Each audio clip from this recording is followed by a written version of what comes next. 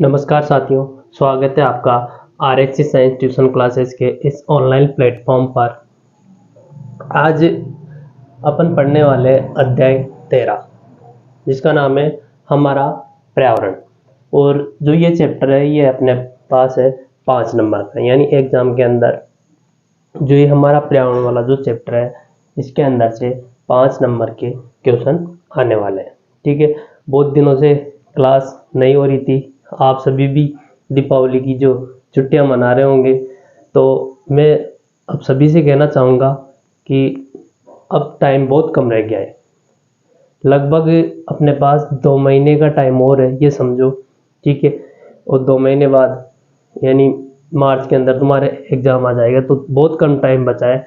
तो अब जो टाइम बचा है, यानी इसके पहले तुमने मेहनत की या नहीं की उसको तो तुम भूल जाओ, लेकिन अब जो तुम मेहनत करोगे उसका परिणाम तुम्हारे को बहुत अच्छा मिलेगा। यानी कहने का मतलब अभी भी कुछ नहीं बिगड़ा, अभी भी तुम जो चाहो वो कर सकते हो। यानी जितनी परसेंटेज तुम बनाना चाहते हो, अच्छे अंक तुम प्राप्त करना चाहते हो, तो वो भी कर सकते हो। तो अपना एक तरह से शेड्यूल बनाइए पढ़ाई का, और अच्छे से पढ़ाई करना अभी से शुरू कर दीजिए, क्योंकि अब ये टाइम निकल गया तो फिर कुछ नहीं कर सकते। ठीक है, तो आइए, अपने पूरे 6 चैप्टर कंप्लीट हो चुके हैं। अपन बायो पूरी कंप्लीट हो चुकी है। बायो के बाद में अपन हमारा पर्यावरण वाला है जो 13वां चैप्टर है ये पढ़ लेते हैं। ये पढ़ने के बाद अपने जो केमिस्ट्री के दो चैप्टर हैं, एक तो तीसरा धातु और अधातु वाला, और एक चौथा कार्बन वाला। ठीक है, तो वो चैप्टर इसके बाद में अपन पढ़ेंगे। ये होने के बाद फिर अपन फिजिक्स पढ़ेंगे। ठीक है, तो ये अपना लगभग आज 7वां चैप्टर चल रहा है, हो जाएगा तुम्हारा बहुत जल्दी कोर्स। ठीक है, तो ये छोटे छोटे जो चैप्टर है उनको पढ़ लेते हैं। पहले सबसे पहले अपन पढ़ेंगे आज हमारा पर्यावरण। ठीक है, तो पर्यावरण शब्द से सब परिचित है, क्योंकि पिछली छोटी क्लासों में मैंने पढ़ा था कि पर्यावरण क्या होता है। ठीक है, तो आइए अपन इस चैप्टर की शुरुआत करते हैं। तो सबसे पहले 1 नंबर पे हेडिंग डालना है, जैसा कि अपन हर चैप्टर में डालते हैं, परिचय।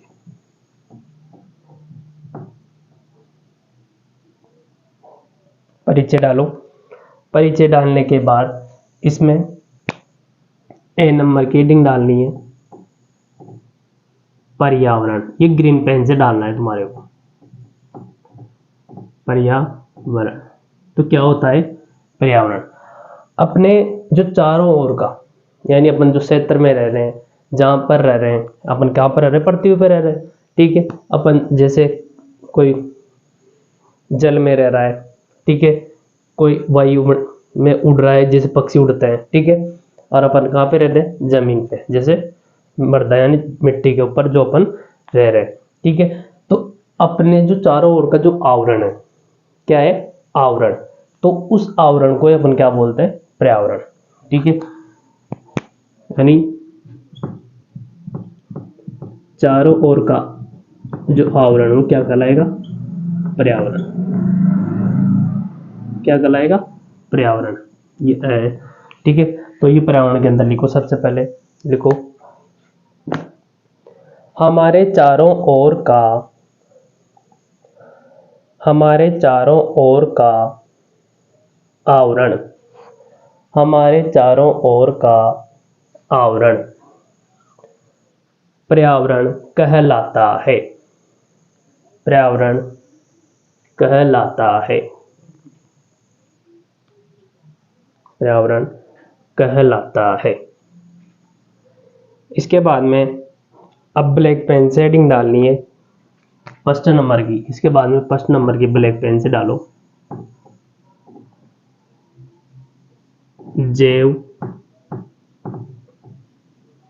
निम्नीकरणीय पदार्थ।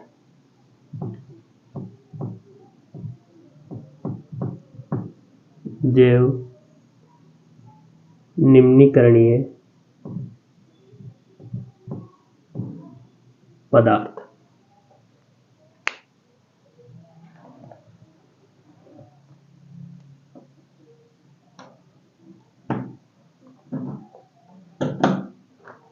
जैव निम्नीकरणीय पदार्थ।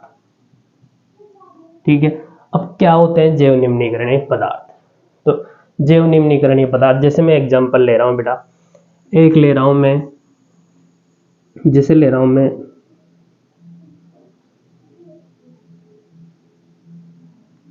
कपड़ा ले रहा हूं, एक तरफ क्या ले रहा हूं, कपड़ा। इस मार्कर से दिख नहीं रहा होगा, दूसरा लेता हूं मार्कर में। एक लेता हूं मैं कपड़ा, ठीक है, और एक लेता हूं मैं कांच, ठीक है। ये दो पदार्थ ले रहा हूं मैं, क्या ले रहा हूं, दो पदार्थ। एक पदार्थ तो ले रहा हूं मैं कपड़ा, और एक पदार्थ क्या ले रहा हूं मैं, कांच, ठीक है।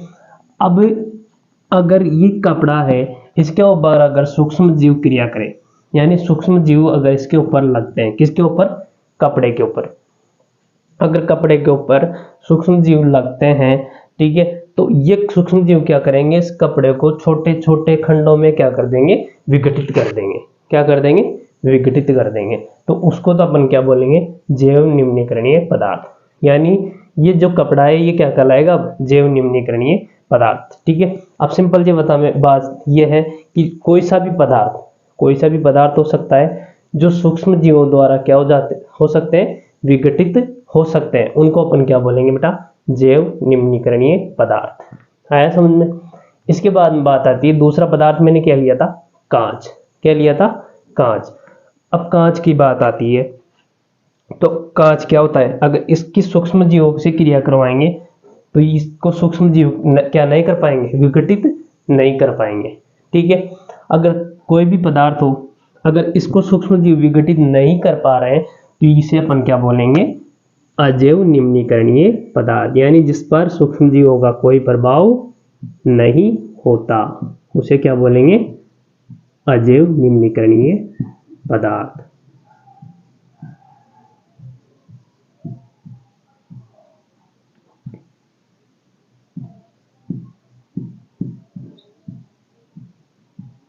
ठीक है।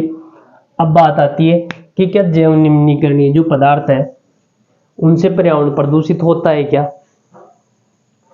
तो ऐसे तो बोला जाए तो पर्यावरण प्रदूषण इनकी अपेक्षा, अगर अपन तुलना करें तो इनकी अपेक्षा जो यानी अजैव निम्नीकरणीय जो पदार्थ है, क्या है, अजैव निम्नीकरणीय जो पदार्थ है उनकी अपेक्षा जैव निम्नीकरणीय जो पदार्थ है उनसे जो पर्यावरण प्रदूषण होता है वो कम होता है। क्या होता है बेटा, कम होता है। होता तो है, अपन ये नहीं कह सकते कि नहीं होता। क्यों? क्योंकि जैसे जैव निम्नीकरणीय पदार्थ है, जैसे कोई जीव मर गया, इधर देखो, कोई क्या मर गया, कोई जीव मर गया। अब कोई मृत जीव है, जैसे मैं ले रहा हूं कोई मृत जीव है।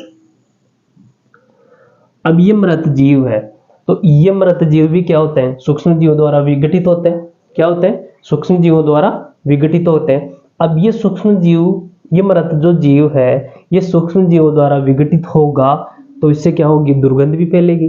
क्या होगी, दुर्गंध भी फैलेगी। अगर दुर्गंध फैलेगी तो इससे अपन क्या होगा, पर्यावरण क्या होगा, प्रदूषित होगा। सिंपल सी बात है, ठीक है। दूसरी चीज, अगर ये मृत जीव है या कोई कपड़े हैं या कोई अखबार है या कोई ऐसे साग सब्जियां हैं, इनका अगर अपन बहुत सारा ढेर कर देते हैं, यानी बहुत सारा अगर बड़ा ढेर हो, जैसे कोई जगह है, ठीक है, उस जगह पर जो जैव निम्नीकरणीय पदार्थ है उसका बहुत बड़ा क्या है, ढेर है। क्या है, ढेर, बहुत बड़ा ढेर है। अब ये ढेर है, तो इस ढेर के ऊपर क्या बैठेगी, मच्छर बैठेंगे, ठीक है, मच्छर बैठेंगे और क्या बैठेंगे, मक्खियां बैठेगी। और मच्छर और मक्खियां बैठेंगी तो ये अंडे भी देंगे, ठीक है, और अंडे देंगे तो फिर ये यहाँ से क्या करेंगे, हानिकारक जो जीवाणु है उनको लेकर कहाँ पर जाएंगे, हमारी बॉडी के अंदर प्रवेश करवाएंगे, हमारे खाने पे बैठेंगे, हमारे खाने पे बैठेंगे। अगर मच्छर है तो अगर अपन को काटते हैं तो उससे अपन को क्या हो जाएंगे, बीमार हो जाएंगे। तो कहने का मतलब एक तरह से पर्यावरण पर इफेक्ट तो पड़ रहा है ना, क्या पड़ रहा है, पर्यावरण पर इफेक्ट यानी प्रभाव पड़ रहा है। तो अपन ये नहीं कह सकते कि जैव निम्नीकरणीय पदार्थ पर्यावरण को प्रदूषित नहीं करते। बस इतना सा कह सकते हैं कि अजैव निम्नीकरणीय पदार्थ की तुलना में जो जैव निम्नीकरणीय पदार्थ है उनसे पर्यावरण प्रदूषण क्या होता है, कम होता है, ठीक है, क्या होता है, कम होता है। अब बात आती है अजैव निम्नीकरणीय, तो ये तो पर्यावरण को क्या करते हैं, बहुत ज्यादा प्रदूषित करते हैं। जैसे तुमने सिंपल सा एग्जांपल, अपन शादी ब्याह में जाते हैं, कहाँ पे जाते हैं, शादी ब्याह में, तो वहां पे जो पानी पीने के जो गिलास होते हैं वो किसके होते हैं, प्लास्टिक के होते हैं। किसके होते हैं, प्लास्टिक के। ये जो पानी पीने के जो गिलास होते हैं ये किसके होते हैं? प्लास्टिक के। अब प्लास्टिक है वो क्या है? एक पदार्थ है। क्या है बेटा? एक पदार्थ। अब ये जो प्लास्टिक है ये क्या है? अजैव निम्नीकरणीय पदार्थ है, यानी इस प्लास्टिक को जो सूक्ष्म जीव है वो क्या नहीं कर सकते? विघटित नहीं कर सकते। अगर आप विघटित नहीं करेंगे तो इससे क्या होगा? ये तो बहुत समय तक क्या नहीं होंगे, एक तरह से विघटित नहीं होंगे, जैसा कि जैसे वैसे के वैसे पर्यावरण के अंदर क्या नहीं रहेंगे, बने रहेंगे। अब अपन यूज में लिया और उसको कहाँ पर फेंकेंगे? नाली में फेंक देंगे। कहाँ पे फेंकेंगे? नालियों में चला जाएगा। नालियों में जाने के बाद इसका विघटन तो होने से रहा। अब ये क्या करेगा? पानी को रोकेगा। अब पानी को रोकेगा तो वहां पर मच्छर पैदा होंगे। ठीक है, तो मच्छर पैदा होंगे तो वही सिंपल सी बात है, बीमारियां पैदा होगी। तो कहने का मतलब जो अजैव निम्नीकरणीय पदार्थ है वो पर्यावरण को क्या कर देते हैं? अधिक मात्रा में प्रदूषित करते हैं। तो सिंपल सी बात है कि अपन को प्लास्टिक की जो थैलियां हैं यानी कि पॉलीथीन है, ठीक है, और प्लास्टिक के जो अन्य उपकरण है उनका अपन को क्या करना चाहिए? कम उपयोग करना चाहिए। अगर अपन उपयोग कर रहे हैं, क्या कर रहे हैं? उपयोग अगर कर रहे हैं तो उनका हमें क्या करना चाहिए? पुनर्चक्रण, यानी उसको पुनर्चक्रण का मतलब होता है उनको पुनः यूज में लेना चाहिए। ठीक है, इस तरह से बाहर नहीं फेंकना चाहिए। ठीक है, तो सबसे पहले इसके बाद पर्यावरण लिख लिया, इसके बाद में फर्स्ट हेडिंग डालो जैव निम्नीकरणीय पदार्थ। ब्लैक पेन से डालना है, जैव निम्नीकरणीय पदार्थ। इसमें लिखो वे पदार्थ जो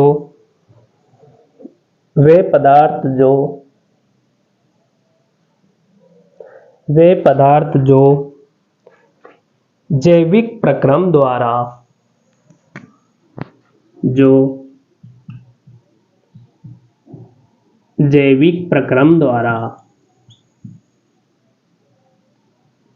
अपघटित हो जाते हैं,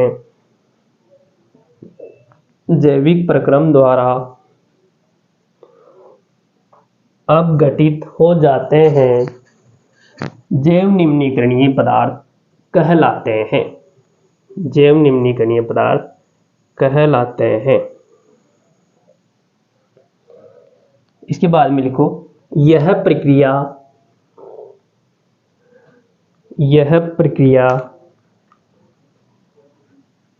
सूक्ष्म जीवों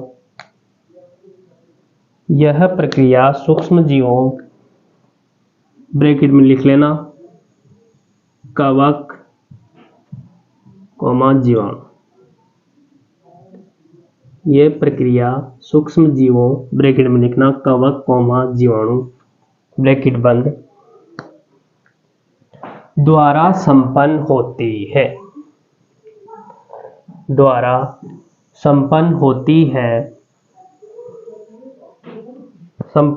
है। इसके बाद में लिखो इनसे पर्यावरण प्रदूषण नहीं होता है। इनसे पर्यावरण प्रदूषण नहीं होता है। किनकी तुलना में? किनकी? अजैव निम्नीकरणीय पदार्थों की तुलना में जैव निम्नीकरणीय पदार्थ उनसे पर्यावरण प्रदूषण नहीं होता है। इसके बाद में एग्जाम्पल लिख लो इसके उदाहरण, साग सब्जियां, कपड़ा। उदाहरण लिख लो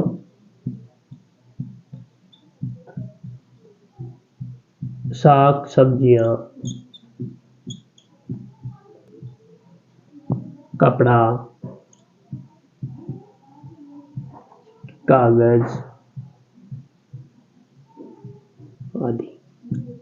ये सारे जो पदार्थ है ये क्या है? सूक्ष्म जीवों द्वारा विघटित हो जाते हैं। ठीक है, अब इसके बाद में दूसरी हेडिंग डालो अजैव निम्नीकरणीय पदार्थ। अजैव निम्नीकरणीय पदार्थ।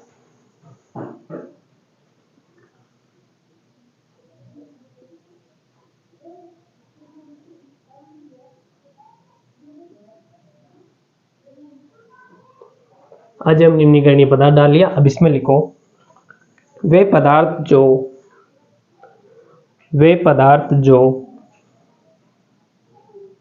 जैविक प्रक्रम द्वारा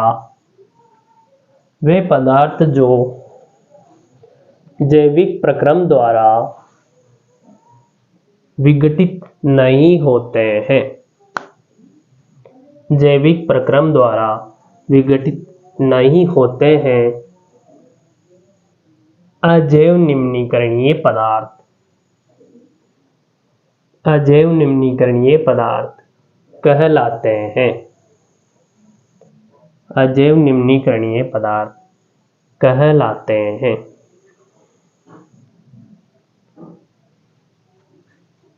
इसके बाद में लिखो, इन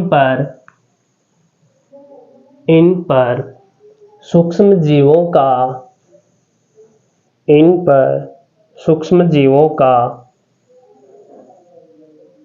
कोई प्रभाव नहीं होता है। सूक्ष्म जीवों का कोई प्रभाव नहीं होता है। इनसे, इसके बाद में लिखना है, इनसे पर्यावरण प्रदूषण, इनसे पर्यावरण प्रदूषण होता है। इनसे पर्यावरण प्रदूषण होता है। इसके बाद में एक क्वेश्चन लिख लो तुम। हाँ, उदाहरण लिखो बेटा, पहले इसके उदाहरण लिखो। प्लास्टिक, अजैव निम्नीकरणीय के उदाहरण लिखना है। प्लास्टिक, कांच, प्लास्टिक, कांच, पॉलीथीन, कीटनाशक,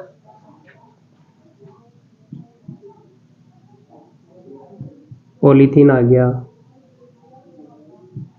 कीटनाशक।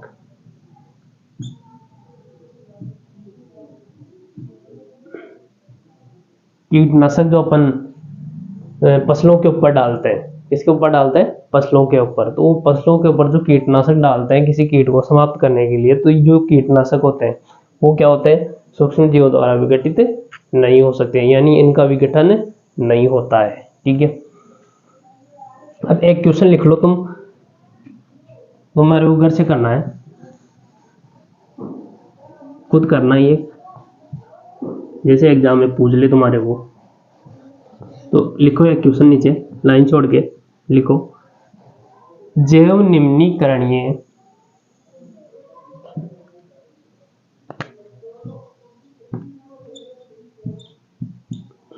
जैव निम्नीकरणीय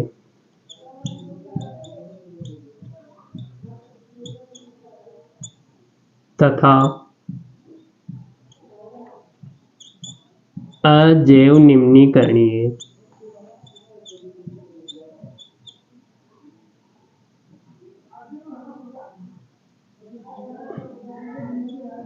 अजैव निम्नीकरणीय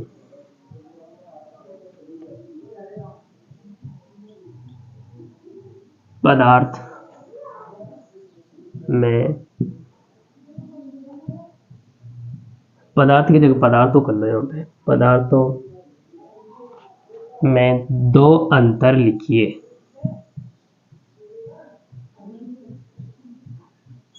दो अंतर लिखिए, क्वेश्चन तुम्हारे को करना है।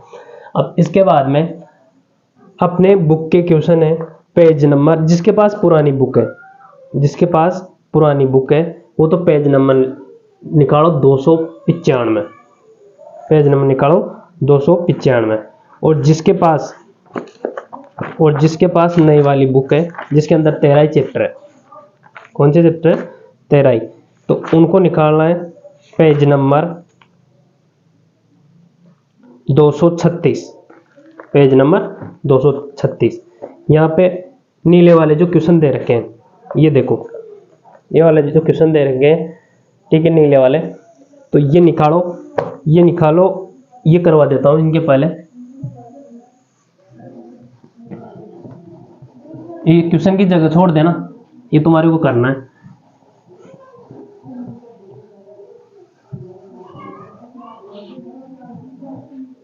क्वेश्चन की जगह छोड़ देना और अब डालो बुक क्वेश्चन,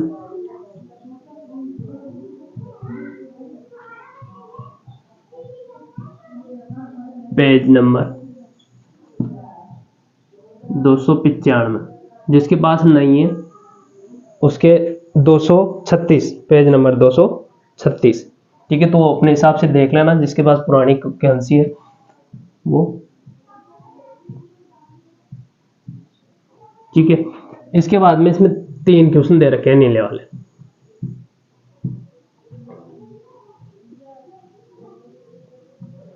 फर्स्ट क्वेश्चन में पढ़ रहा हूं। फर्स्ट क्वेश्चन है, क्या कारण है कि कुछ पदार्थ जैव निम्नीकरणीय होते हैं और कुछ अजैव निम्नीकरणीय।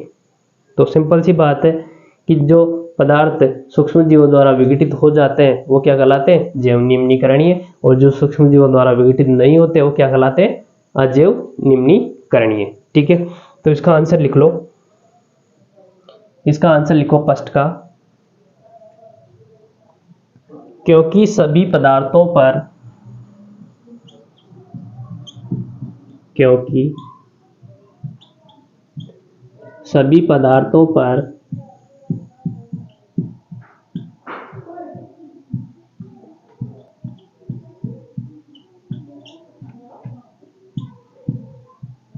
सूक्ष्म जीवों का प्रभाव नहीं होता है। सूक्ष्म जीवों का प्रभाव नहीं होता है। इसके बाद में क्वेश्चन नंबर 2। ये बुक के क्वेश्चन तुम्हारे को लिखना है बुक में से। मैं तो यहाँ पे ये डेज लगा रहा हूँ, लेकिन तुम्हारे को बुक के अंदर से लिखना है। देख लेना तुम्हारे पास ये क्वेश्चन और फिर इसका आंसर करना है। इसके बाद में क्वेश्चन नंबर 2 पढ़ रहा हूँ मैं। ऐसे दो तरीके सुझाइए यानी बताइए जिनमें जैव निम्नीकरणीय पदार्थ पर्यावरण को प्रभावित करते हैं। अभी मैंने बताया था कि जैव निम्नीकरणीय पदार्थ भी क्या करते हैं, पर्यावरण को प्रदूषित करते हैं। ठीक है, तो 2 तरीके बताना है जिससे जैव निम्नीकरणीय पदार्थ क्या करते हैं, पर्यावरण को प्रदूषित करते हैं। तो फर्स्ट तरीका लिखो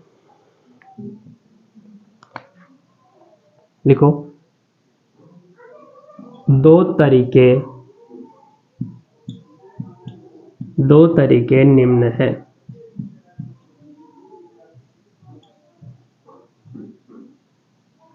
इसमें फर्स्ट में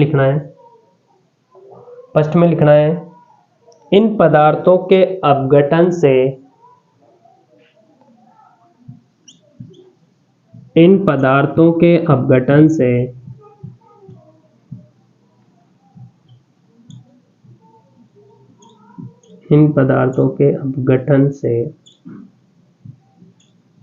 दुर्गंध उत्पन्न होती है।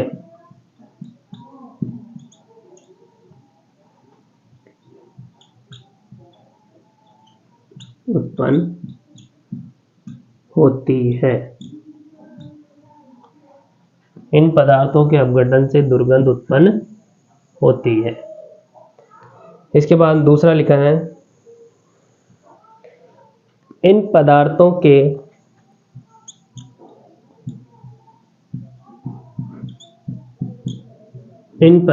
के बड़े बड़े ढेरों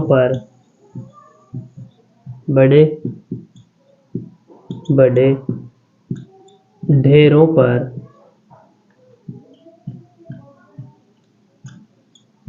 मच्छर मक्खियां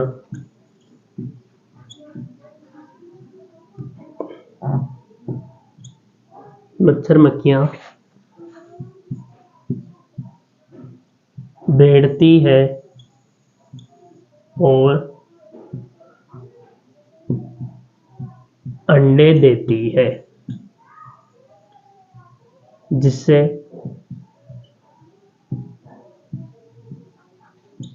अनेक बीमारियां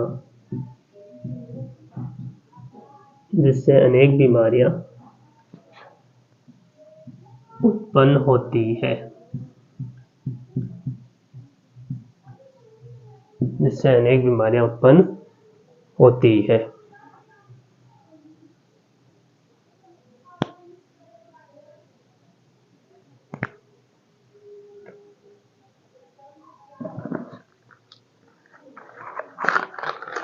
उतारो, मैं इंक डाल लेता हूँ, थोड़ा कम दिख रहा होगा ये।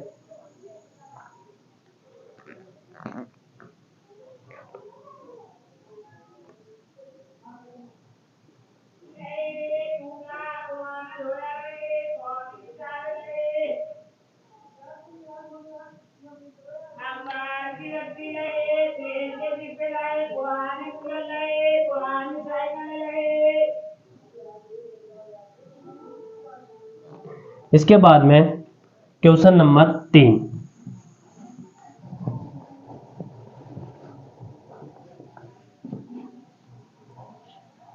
क्वेश्चन नंबर 3 दे रखा है।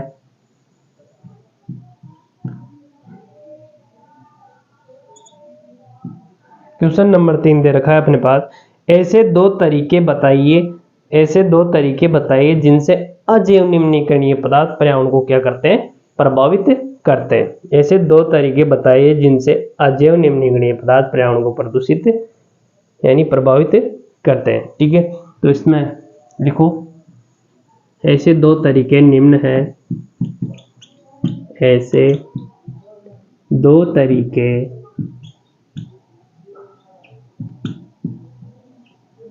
निम्न है।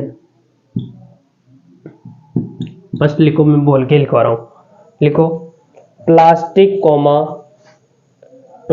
कोमा पॉलीथीन से लंबे समय तक, प्लास्टिक कोमा पॉलीथीन से लंबे समय तक वातावरण प्रदूषित होता है, लंबे समय तक वातावरण प्रदूषित होता है। इसके बाद में सेकंड पॉइंट लिखो, दो तरीके पूछ रहा है तो फर्स्ट तरीका करवा दिया। इसके बाद में दूसरा लिखो,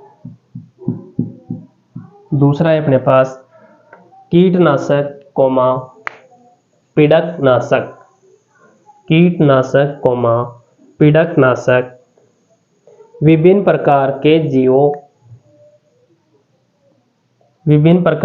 जीवों के शरीर में पहुंचकर कीटनाशक तथा पीड़कनाशक विभिन्न प्रकार के जीवों के शरीर में पहुंचकर उन्हें हानि पहुंचाते हैं। इसके बाद में 2 नंबर पे अब लाल पेन से हेडिंग डालनी है। फर्स्ट तो अपना क्या था, परिचय, क्या था, परिचय। अब 2 नंबर पे डालना है पारिस्थितिकी, क्या डालना है, पारिस्थितिकी।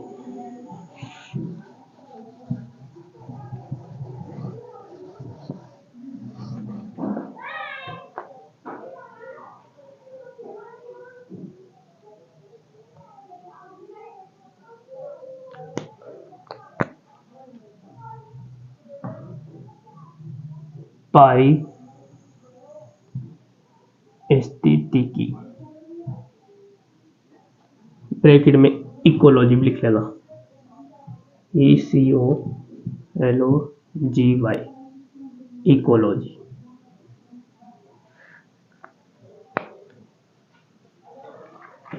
इसके बाद में पारिस्थितिकी की बात आती है। तो पारिस्थितिकी क्या होती है, अपन को पता है क्या कि जो पर्यावरण होता है उसके अंदर जो बहुत सारे क्या होते हैं, जीव पाए जाते हैं। क्या पाए जाते हैं, जीव पाए जाते हैं। यानी और वो जीव है, उनका जो पर्यावरण के साथ जो आपस में क्या होता है, संबंध होता है। क्या होता है, संबंध होता है। तो उस जो संबंध होता है उन जीवों और पर्यावरण के बीच जो पारस्परिक आपस में क्या होता है बेटा, जो संबंध होता है उसको अपन क्या बोलते हैं, उनके अध्ययन को अपन क्या बोलते हैं, पारिस्थितिकी।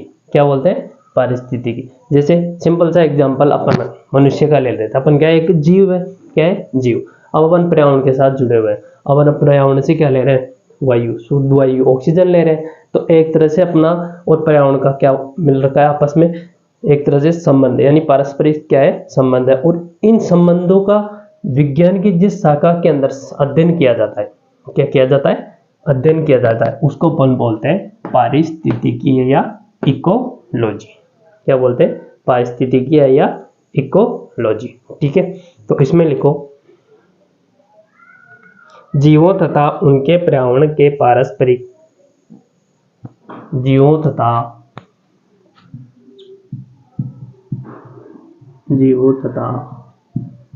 उनके पर्यावरण के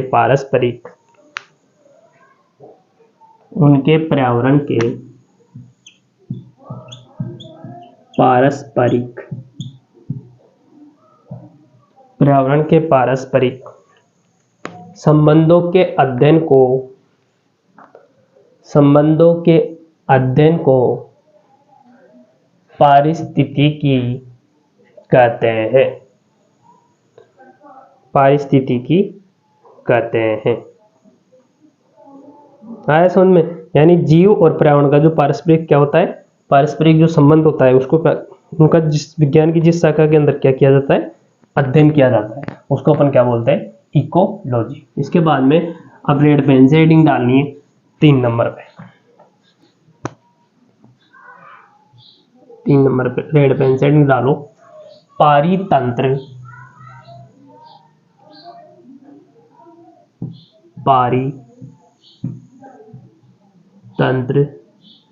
ब्रैकेट में लिख लेना, पारिस्थितिक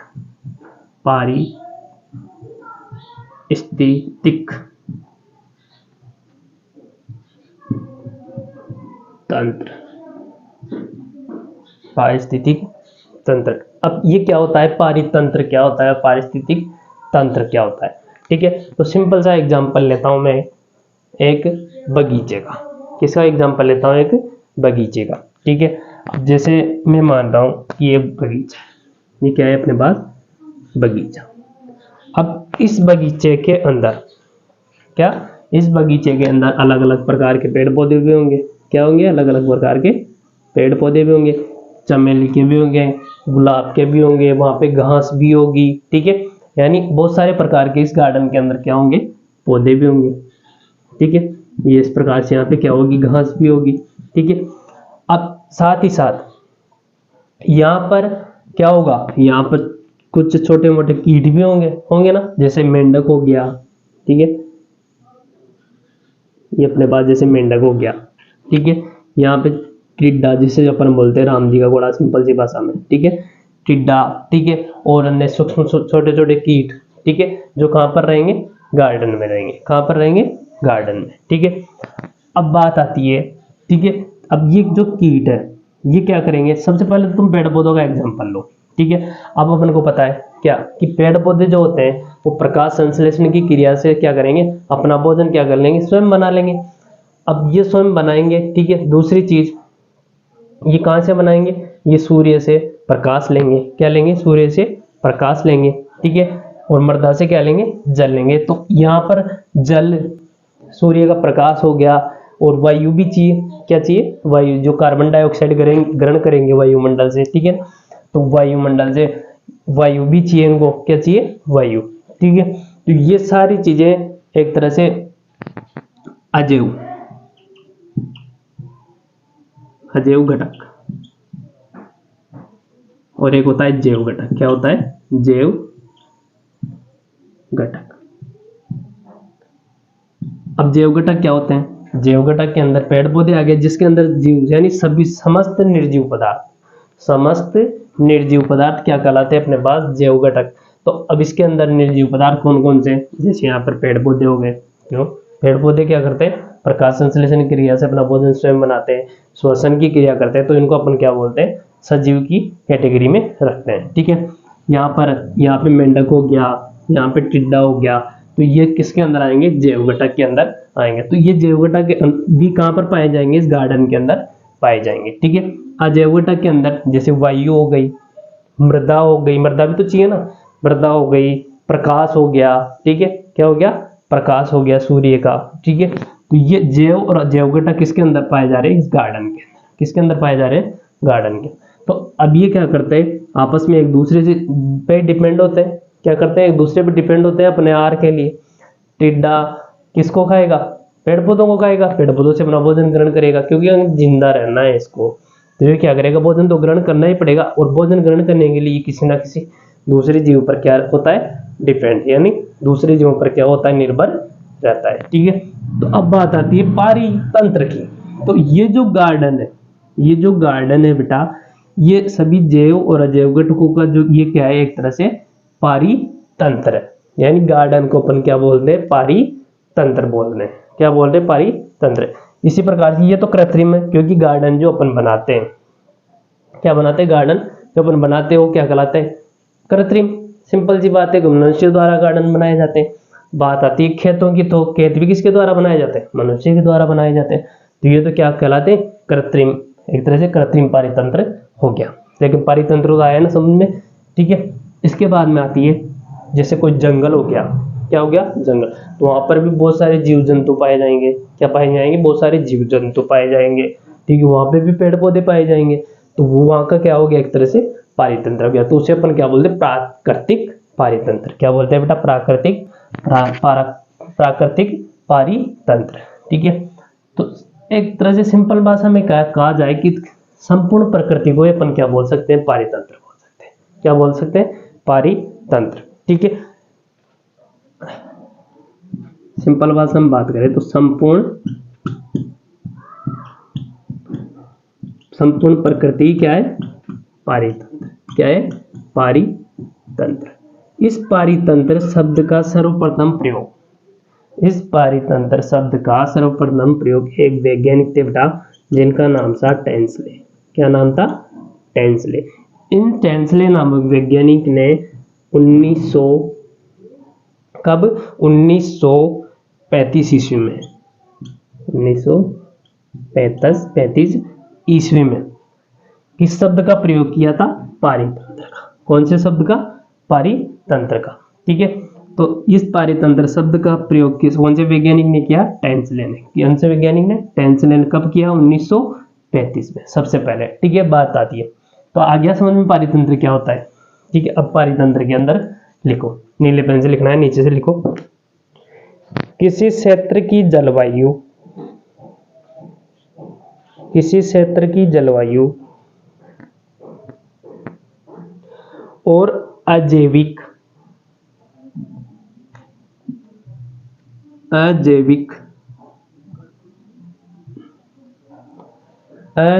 घटक एवं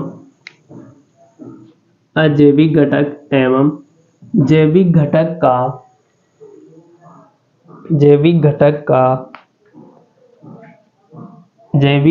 का एक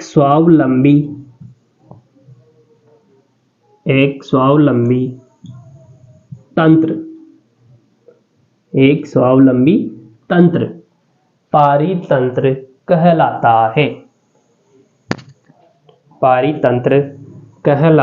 है। इसके आगे लिखो, सरल भाषा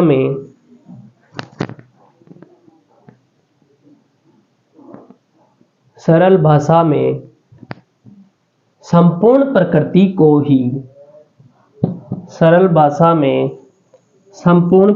को ही पारितंत्र कहते हैं। संपूर्ण प्रकृति को ही पारितंत्र कहते हैं। इस शब्द का, कौन से शब्द का, पारितंत्र। तो लिखो, इस शब्द का सर्वप्रथम प्रयोग टेंसले नामक वैज्ञानिक ने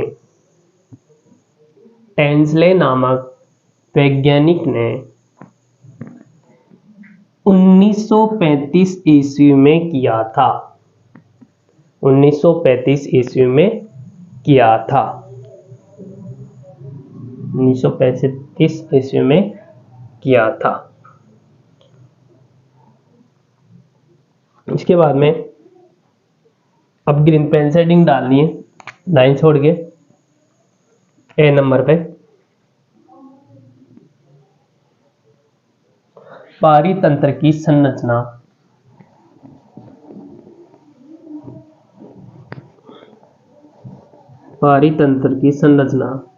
ओब्लिक लगा के लिख लो, संगठक।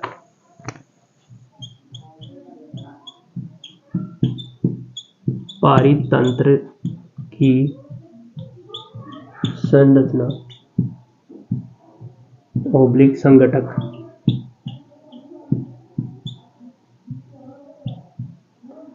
अब बात आती है कि पारितंत्र की जो संरचना है, यानी उस पारितंत्र के अंदर कौन कौन से संगठक पाए जाते हैं। तो अभी मैंने बताया था, सिंपल सी बात है, दो ही संगठक पाए जाते हैं, या तो उसके अंदर क्या होगा, जीव होगा, यानी उसके अंदर क्या होगी, सजीव पदार्थ होगा, या क्या होगा, निर्जीव पदार्थ होगा। सिंपल सी बात है। तो दो ही घटक होते हैं पारितंत्र के। कौन कौन से संगठक होते हैं? फर्स्ट वाला है बेटा जैविक घटक। कौन सा घटक? जैविक घटक। और एक क्या हो जाएगा अपने पास? अजैविक घटक। क्या हो जाएगा? अजैविक घटक। ठीक है। तो जैविक घटक के अंदर सभी क्या आ जाएंगे अपने पास? सजीव। क्या आ जाएंगे? सभी सजीव किसके अंदर शामिल किए गए हैं? जैविक घटक के अंदर। ठीक है। अब बात आती है अजैविक घटक की। तो अजैविक घटक का मतलब होता है समस्त निर्जीव किसके अंदर आएंगे? समस्त निर्जीव किसके अंदर आ जाएंगे अपने पास? अजैविक घटक के अंदर। ठीक है। अब जैसे जैविक घटक की बात आती है, किसकी? जैविक। तो जैविक घटक के अंदर जिसके अंदर जीव पाए, मतलब एक तरह से इसके अंदर अपन मनुष्य आ गए, जिसके अंदर इसको अलग अलग कैटेगरी में बांट दिया जाता है, वो भी अपन पढ़ने वाले हैं। ठीक है। तो सबसे पहले तुम्हारे को एक नंबर पे ये डालना है। सबसे पहले ये डालो, फिर अपन क्या है एक एक साथ साथ पढ़ लेंगे। सबसे पहले ये वाला डाल लो, अजैविक घटक डालना है, फिर उसके बाद में जैविक घटक डालना है। एक नंबर पे अजैविक और दूसरे नंबर पे डाल लेना जैविक। डालो अजैविक घटक। अजैविक घटक में लिखो समस्त निर्जीव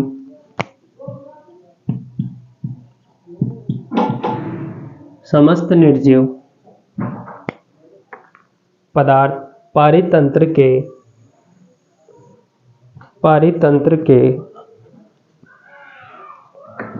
अजैविक घटक कहलाते हैं। अजैविक घटक कहलाते हैं। अजैविक घटक कहलाते हैं। एग्जाम्पल लिखो। अब अजैविक घटक जिसके अंदर क्या नहीं होता? जीव नहीं होता, यानी समस्त निर्जीव को अपन किसने शामिल किया गया है? अजैविक घटक के अंदर। अब अजैविक घटक के अंदर क्या लिखोगे? मृदा आ गई, ठीक है, जल आ गया, वायु आ गई, ठीक है, ये सारी चीजें किसमें शामिल किया गया अपन ने? इसके अंदर। ठीक है। अब अजैविक घटक के अंदर एक वायु, मृदा, जल और एक सूर्य का प्रकाश, ये सारे के सारे क्या है अपने पास? अजैविक घटक आदि। इसके बाद में दूसरा डालो जैविक घटक। जैविक घटक, जैविक घटक क्या होंगे? सभी सजीव। तो लिखो जैविक घटक किसे कहते हैं?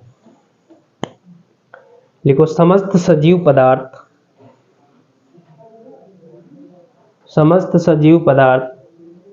पारितंत्र के जैविक घटक कहलाते हैं। जैविक घटक कहलाते हैं। सही आ रही है जो फोटो? देख सही आ रहा है क्या? और यहाँ पे बोर्ड पे, ठीक है, जैविक घटक कहलाते हैं। इसके एग्जाम्पल लिख लो। इसके एग्जाम्पल रहने दो, एग्जाम्पल के बाद में अपन बाद में कर देंगे। एग्जाम्पल क्या है? इसको अलग अलग कैटेगरी में बांटा गया है, तो अपन इसके क्या है अलग अलग एग्जाम्पल लिख लेंगे। ठीक है। तो जैविक घटक तो सिंपल सी बात है, अगर लिखना चाहो तो लिख लो, कोई दिक्कत नहीं है। लिखो इसके अंदर क्या लिखोगे? जैविक घटक समस्त, लिख लो तुम तो एक काम करो, पेड़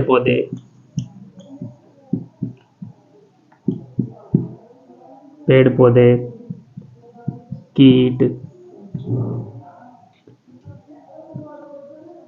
मनुष्य आदि। ठीक है। ये सारे के सारे क्या है अपने पास?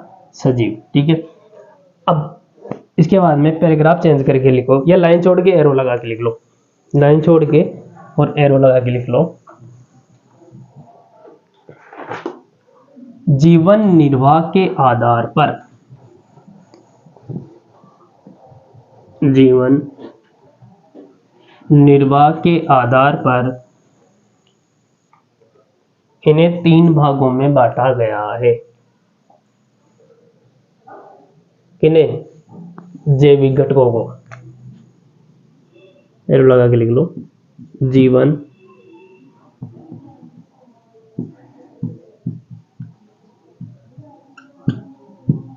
निर्वाह के आधार पर जैविक घटकों को 3 भागों में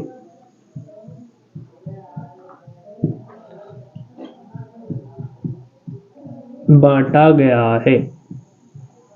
ये मार्कर का थोड़ा दिख नहीं रहा हो तो मैं जो बोल रहा हूं उसे लिख लेना, ठीक है। 3 भागों में बांटा गया है। तो फर्स्ट वाला भाग है इसका, फर्स्ट है उत्पादक। क्या है? उत्पादक। अपन ने जो जैव प्रकरण वाला चैप्टर है वहां पे पढ़ा था, उत्पादक किसे बोल रहे थे अपना? स्वपोषी को। किसे बोल रहे थे? स्वपोषी। उत्पादक किसे कहते हैं? जो अपना भोजन स्वयं बनाते हैं, ठीक है। इसमें समस्त हरे पेड़ पौधे आते हैं, ठीक है, जो अपना भोजन, और नीलहरित शैवाल भी आते हैं जो प्रकाश संश्लेषण की क्रिया से अपना क्या करते हैं? भोजन बनाते हैं। दूसरे नंबर पे लिखो, इनको लिख लो पहले एक साथ, एक एक पढ़ लेंगे फिर अपन। ये होता है उपभोक्ता। उपभोक्ता, उपभोक्ता को अपन क्या बोलते हैं? विषमपोषी। क्या बोलते हैं?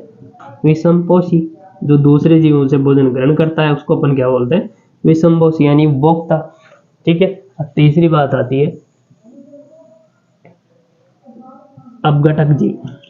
अपघटक, अपघटक, अपघटक जीव, ब्रैकेट में लिख लेना अपमार्जक। अपमार्जक, ठीक है। अब इसके बाद में प्रश्न डाल लो उत्पादक स्वपोषी, हेडिंग डाल लो ये।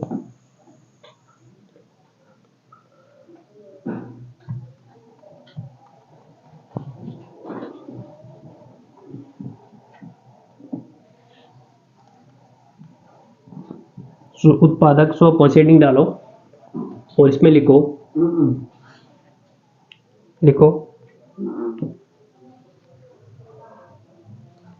समस्त हरे पेड़ पौधे, इसमें समस्त हरे पेड़ पौधे आते हैं। इसमें समस्त हरे पेड़ पौधे आते हैं जो प्रकाश संश्लेषण की क्रिया से, जो प्रकाश संश्लेषण की क्रिया से अपना भोजन स्वयं बनाते हैं। अपना भोजन स्वयं बनाते हैं। अपना भोजन स्वयं बनाते हैं। इसके बाद में सेकंड पॉइंट डालो और लिखो उपभोक्ता, ब्रैकेट में लिख लेना विषमपोषी। लिखो इसके अंदर वे जीव, उपभोक्ता के अंदर लिखना है, लिखो वे जीव जो अपना भोजन, वे जीव जो अपना भोजन किससे प्राप्त करेंगे? सीधे उत्पादक से प्राप्त करते हैं। लिखो वे जीव जो अपना भोजन सीधे उत्पादक से प्राप्त करते हैं, उत्पादक से प्राप्त करते हैं,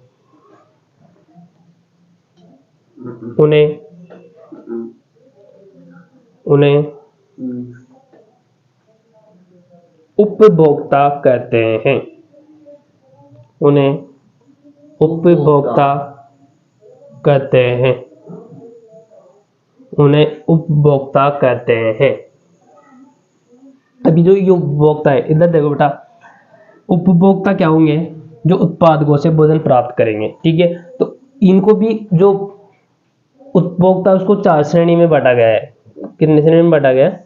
4 श्रेणियों में बांटा गया है। ठीक है, अब कौन कौन सी है वो श्रेणियां?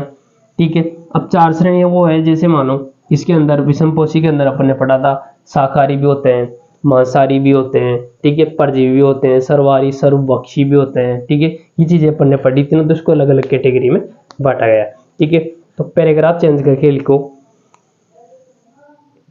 पैराग्राफ चेंज करके लिखो, इनकी 4 श्रेणियां हैं, इनकी 4 श्रेणियां हैं। मत कर, तो छठा छठी मत कर।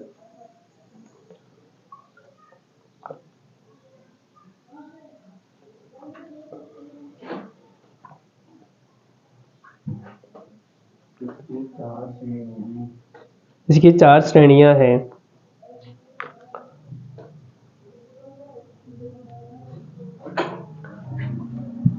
फर्स्ट श्रेणी लिखो, एक एक पढ़ते चलेंगे। उपभोक्ता के अंदर कितनी श्रेणियां होती है? 4 श्रेणियां। फर्स्ट लिखो प्राथमिक उपभोक्ता, प्राथमिक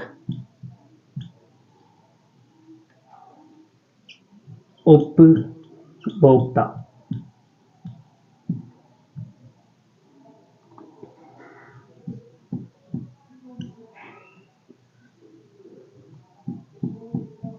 दूसरा भी लिख लो द्वितीयक उपभोक्ता।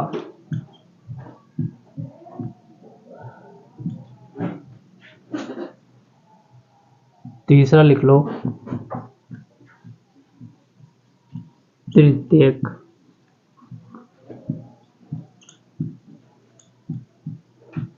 उपभोक्ता, तृतीयक उपभोक्ता। प्राथमिक उपभोक्ता उसे होते हैं जो उनको बोलते हैं अपन शाकाहारी। इनको शाकाहारी क्यों बोलते हैं अभी समझाऊंगा। ये होते हैं मांसाहारी। क्या होते हैं? मांसाहारी।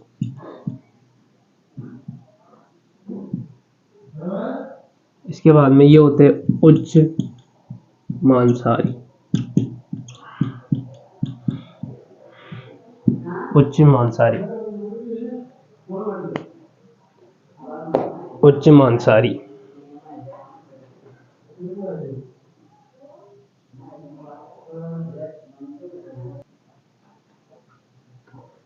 इसके बाद में 4 नंबर पे अपने पास सर्वहारी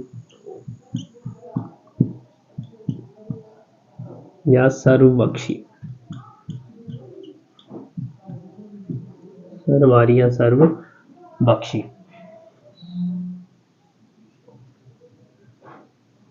ठीक है, अब बात आती है प्राथमिक उपभोक्ता क्या होता है, एक शाकाहारी क्यों कहा जाता है, द्वितीय उपभोक्ता होता है उसे मांसाहारी क्यों बोला जाता है, और तृतीय उपभोक्ता होता है उसे उच्च मांसाहारी क्यों बोला जाता है। ठीक है, तो सबसे पहले बात आती है उत्पादक की। तो उत्पादक सब जानते हैं क्या होते हैं? पेड़ पौधे।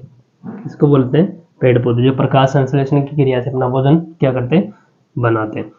इसके बाद में आते हैं अपने पास प्राथमिक उपभोक्ता, प्राथमिक उपभोक्ता। ठीक है, प्राथमिक उपभोक्ता के बाद में आता है तीसरा द्वितीयक उपभोक्ता, द्वितीय उपभोक्ता। ठीक है, द्वितीय उपभोक्ता के बाद में आता है अपने पास, इधर नीचे लिख रहा हूं मैं, तृतीय उपभोक्ता। ठीक है, और तृतीय उपभोक्ता के बाद में आता है अपने पास सर्वोच्च उपभोक्ता। क्या आते हैं? सर्वोच्च उपभोक्ता। ठीक है,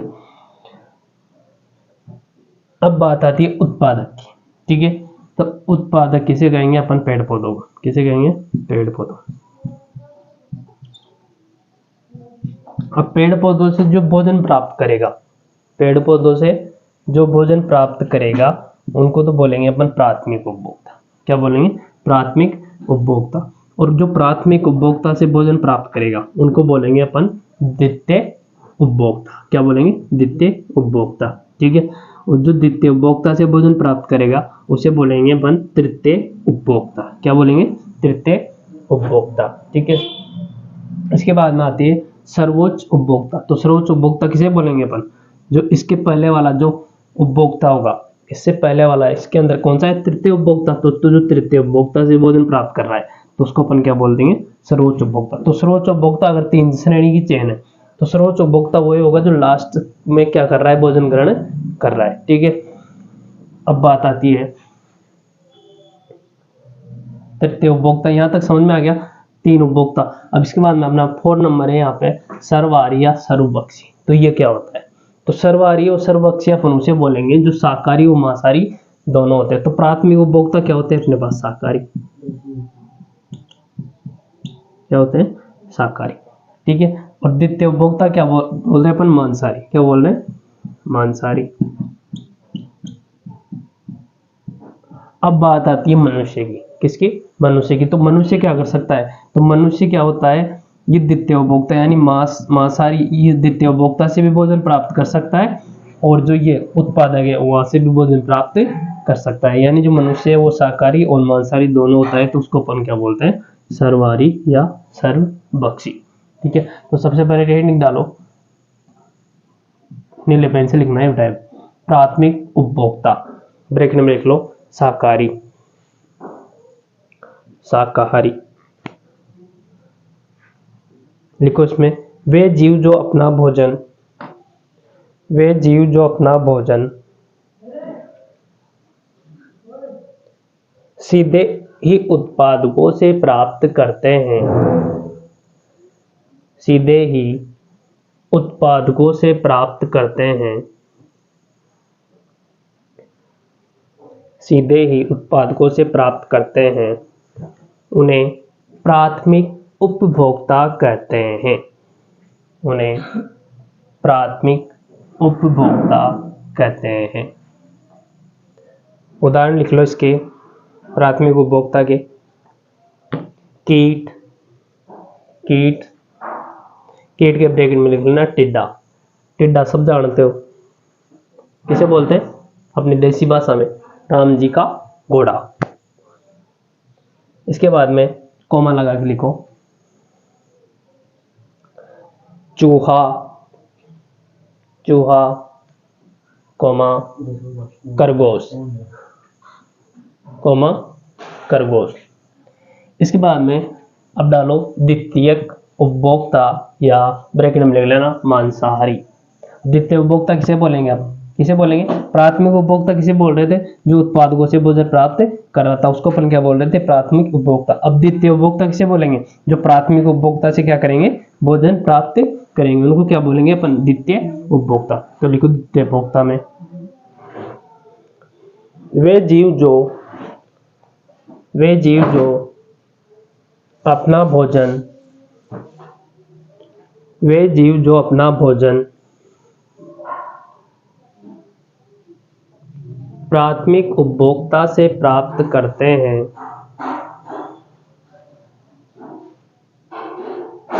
प्राथमिक उपभोक्ता से प्राप्त करते हैं,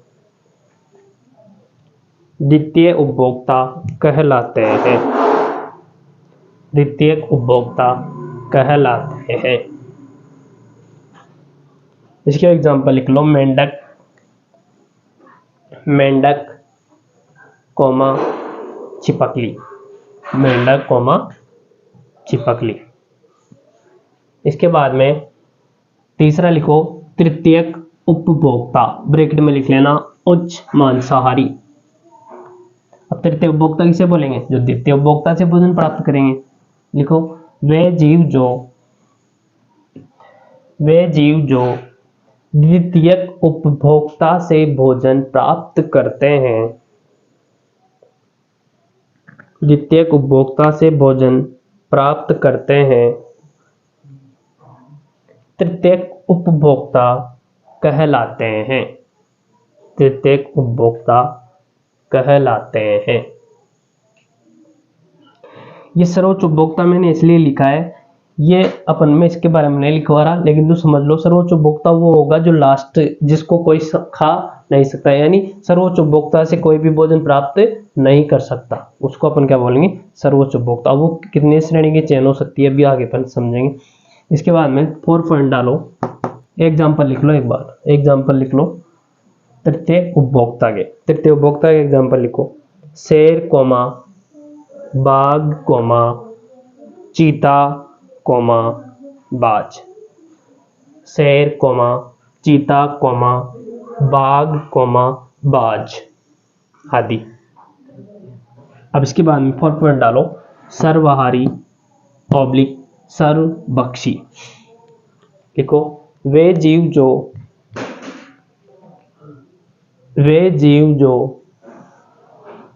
शाकाहारी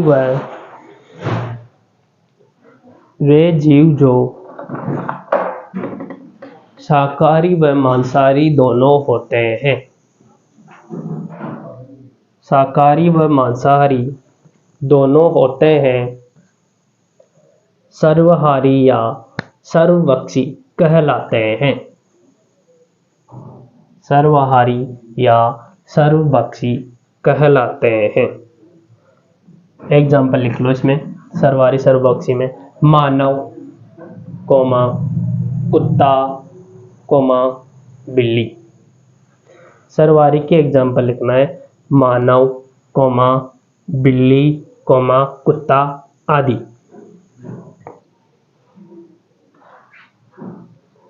इसके बाद में तीसरा पॉइंट, 2 चीजें पढ़ ली अपने, कौन कौन सी, उत्पादक, दूसरी क्या पढ़ी अपन ने, उपभोक्ता। ठीक है, उपभोक्ताओं की 4 श्रेणियां अपन ने पढ़ ली।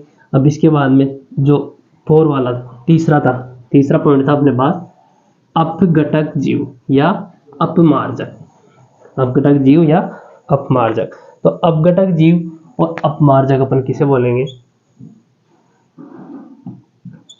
अपघटक जीव, ब्रैकेट में लिख लेना, अपमार्जक। ये अपघटक जीव या अपमार्जक उसे कहेंगे जो कोई भी अगर उत्पादक हो सकता है, जैसे पेड़ पौधे हो गए, ठीक है, या फिर शाकाहारी हो सकते हैं, जैसे उपभोक्ता हो सकते हैं, तो उनकी मृत्यु के बाद उनसे जो भोजन प्राप्त करेंगे, उनको क्या बोलेंगे, अपघटक जीव। क्या बोलेंगे, अपघटक जीव या अपमार्जक। अब बात आती है इसकी अपमार्जक। अपमार्जक क्यों कहा जाता है, क्योंकि कोई भी जीव मर जाता है, क्या हो जाता है, कोई भी जीव की अगर मृत्यु हो जाती है तो उसको अपन क्या करते हैं, फेंक देते हैं।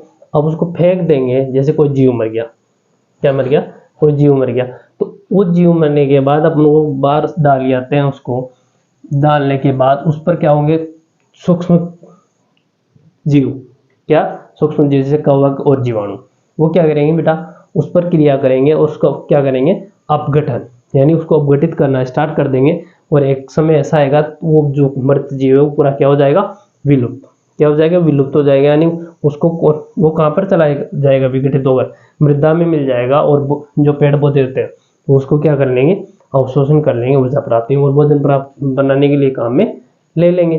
ठीक है, तो अपघटक जीव समझ में आ गया, जो क्या करते हैं, मृत जीवों से अपना भोजन प्राप्त करते हैं, उनको क्या बोलते हैं, अपघटक जीव। लिखो इसके अंदर, लिखो, इसमें कवक एवं जीवाणु आते हैं, इसमें कवक एवं जीवाणु आते हैं,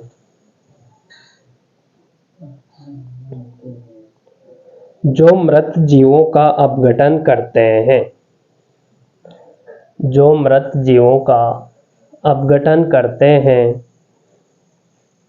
जो मृत जीवों का अपघटन करते हैं। इनका उपयोग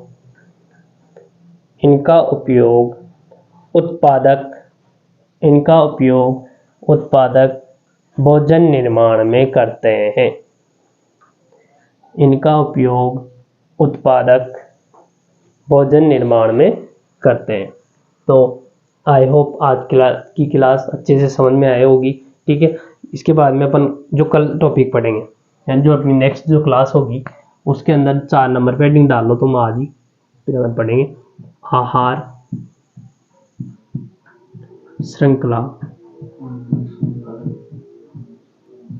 ऑब्लिक खाद्य श्रृंखला। ये अपन कब पढ़ेंगे? नेक्स्ट क्लास में। तो अच्छे से नोट्स बनाओ और अच्छे से पढ़ाई करते रहो। आज के लिए इतना ही, बाकी मिलते हैं next class. Thank you so much, bye bye.